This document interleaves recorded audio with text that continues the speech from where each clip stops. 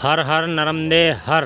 आज संडे को हम आते ही हैं तो नर्मदा मैया में स्नान किए सूरज कुंड में, और नर्मदा मैया के दर्शन किए। और दर्शन करने के बाद सभी भक्त लोगों के लिए मनोकामना पूर्ण करने के लिए आशीर्वाद मांगा। और सबसे बड़ी बात, आज मध्य प्रदेश और अन्य 4 राज्यों का मतगणना है। मतगणना मतलब आज रिजल्ट का दिन है। तो अन्य राज्यों का तो नहीं कह सकते हैं, लेकिन अपने मध्य प्रदेश में जो सरकार पहले थी 15-20 सालों से, शिवराज सरकार, तो उसका कार्यकाल भी अच्छा रहा है। लेकिन इस बार अब शिवराज और कांग्रेस सरकार में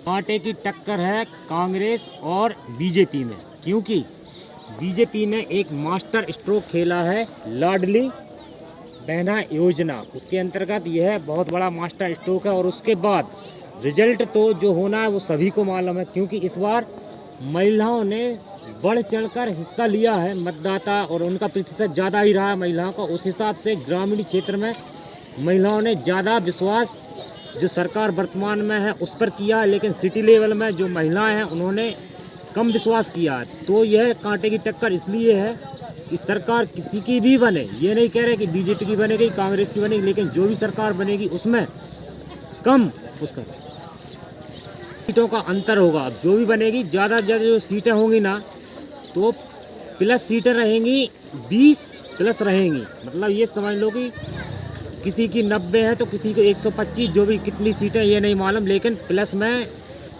जो कोई सरकार की तो 90 रहेंगी, तो जो जीतेगी उसकी रहेंगी 125 प्लस 15-20 सीटों का वो रहेगा प्लस उसका हो गई।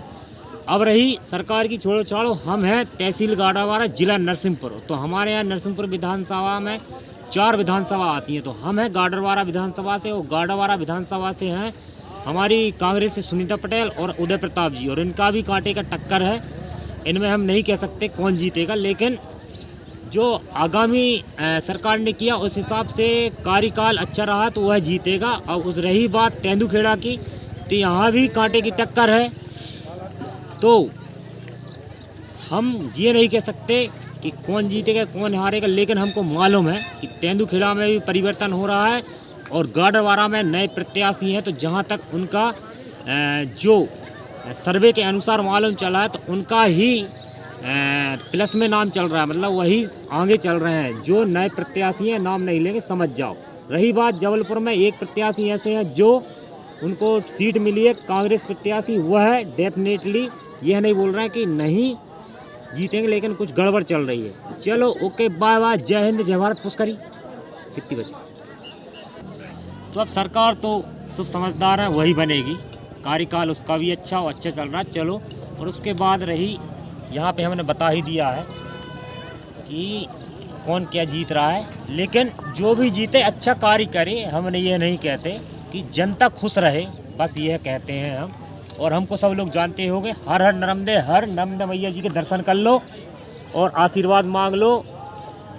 और ये हमारा अजय भाई और हमारी पूरी टीम जा चुकी है, तो हमने कर ही दी है घोषणा। वर्ल्ड कप में भी की थी, वो भी सक्सेस। और इसके बाद कौन प्रत्याशी कौन सीट मिल रही वह भी की थी। तो हमारी भविष्यवाणी कुछ सही चल रही, तो इस हिसाब से हमने जो बोला है तो हो सकता है सत्य हो। चलो, हर हर नर्मदे हर।